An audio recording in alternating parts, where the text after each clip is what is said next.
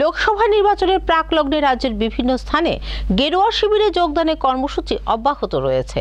সোমবার পশ্চিম ত্রিপুরা নির্বাচনী কার্যালয়ে ৩ শতাধিক ভোটার যোগদান করলেন বিজেপি দলে।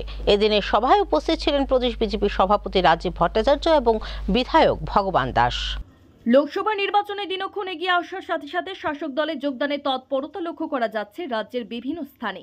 সোমবার পূর্ব ত্রিপুরা ফটিকরায়, এরপর পশ্চিম ত্রিপুরা শাসক দলের উদ্যোগে আয়োজিত এক যোগদান সভায় ৭০ পরিবারের ৩ শতাধিক ভোটার যোগদান করেন গেরুয়া শিবিরে। এর মধ্যে কংগ্রেস দলের সদর জেলা সাধারণ সম্পাদক দুলাল সাহা রয়েছেন। ১ নং পশ্চিম ত্রিপুরা নির্বাচনী কার্যালয়ে আয়োজিত এই যোগদান সভায় উপস্থিত ছিলেন প্রদেশ বিজেপি সভাপতি রাজীব ভট্টাচার্য, বিধায়ক ভগবান দাস এবং পশ্চিম ত্রিপুরা আসনের প্রার্থী বিপ্লব কুমার দেব সহ অন্যান্যরা। সদর আরবান এলাকার 7টি বিধানসভা অর্থাৎ 7টি মণ্ডলের উদ্যোগে এই যোগদান সভার আয়োজন করা হয়েছিল। নবাগতদের দলীয় পতাকা দিয়ে বরণ করে নেন, স্বাগত জানান রাজ্য নেতৃত্বরা।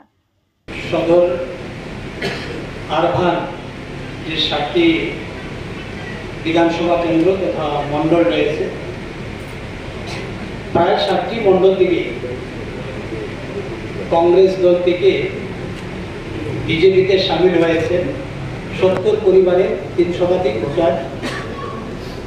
তার মধ্যে যিনি নেতৃত্ব দিয়েছেন কংগ্রেস দলের সদর জেলার সাধারণ সম্পাদক দুলাল শাহ মহাশয় এবং ওনার সঙ্গে যুব কংগ্রেসের অন্যান্য যারা নেতৃত্ব রয়েছে।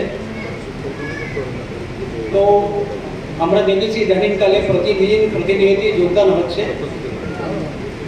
তো আজকেও আমরা এই আমাদের নির্বাচনী কার্যালয়ে এই যোগদান সভা করেছি এবং ওনারা স্বতঃস্ফূর্তভাবে ভারতীয় জনতা পার্টির পতাকা হাতে নিয়ে সামিল হয়েছেন। আমরাও ওনাদেরকে আজকে দলীয় পতাকা দিয়ে বরণ করে নিয়েছি।